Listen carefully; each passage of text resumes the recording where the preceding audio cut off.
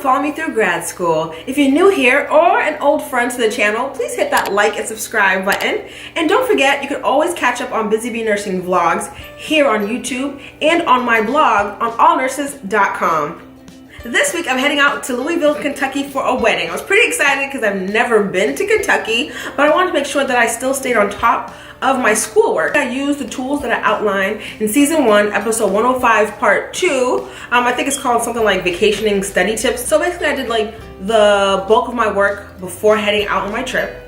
And then I made sure that I remained disciplined and adhered to the study schedule that I had set. In Advanced Pharmacology 1, we talked about what elements are required to write a proper prescription. Also, how to look up if your state requires a collaborative agreement or requires you to work with a referring physician, or if it's a state that allows you to work independently as a nurse practitioner. Believe it or not, the scope of practice is not the same across the board nationally, so it's really up to you to do your due diligence and look up your scope of practice in whichever state that you're working in. Because you don't want to end up in a situation where you actually put your license at risk, the license that you worked so hard to get because you didn't do a little bit of research. It's early morning, I got zero sleep. But I can say now, I only had one layover. Now I'm in Kentucky!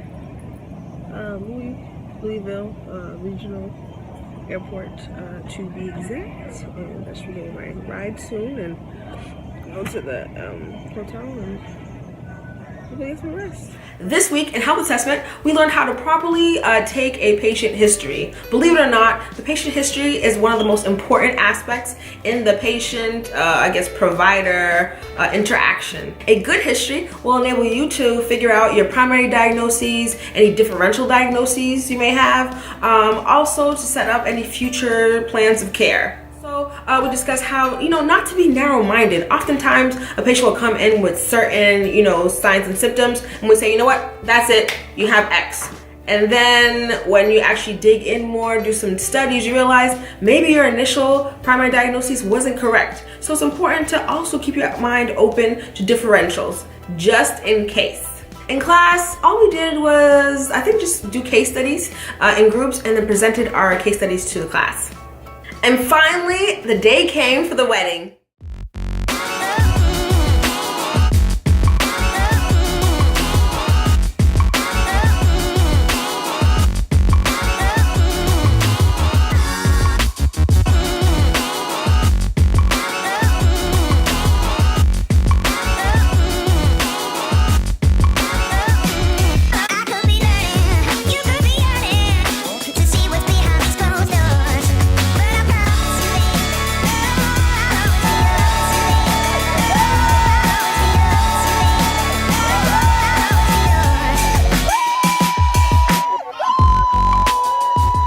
In my last class, Scholarly Inquiry, me and another student decided to work together for our semester project. Our topic is going to be adolescent sexual health education. I'll tell you more about it as the semester progresses. Hey there, so why is it the day that I'm leaving Kentucky? It's the day that they have the nicest weather. 70s, sunny, clear skies, no humidity. I think I got the message, Kentucky. You want me out of here? Will do. Now the wedding has come and gone, and now we're ready to take our drive back home, which is going to take at least 8 hours. I thought, no worries, all that's left for Scholarly Inquiry is for me to post my 3 discussion assignments.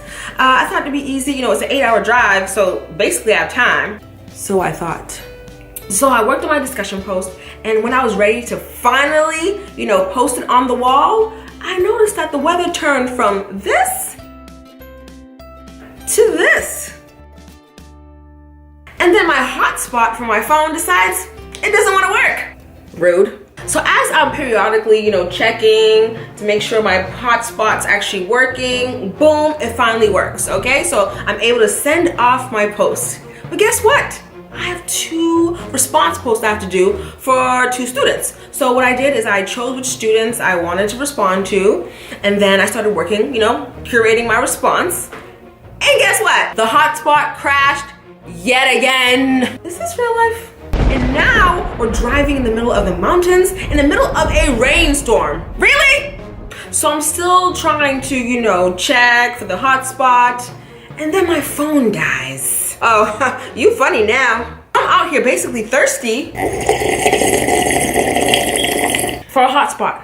Do you have a hotspot? Do you have a hotspot? Do you have a hotspot? So I'm asking around the car, does anyone else have a hotspot that I can use? You know, I'm checking them out. There's 3 other people in the car, so we're checking, you know, periodically, 1, 2, 3, which one.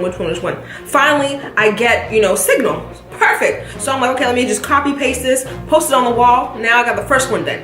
Now it's time for the second one done. So as I'm copy and paste it, and I press send, guess what?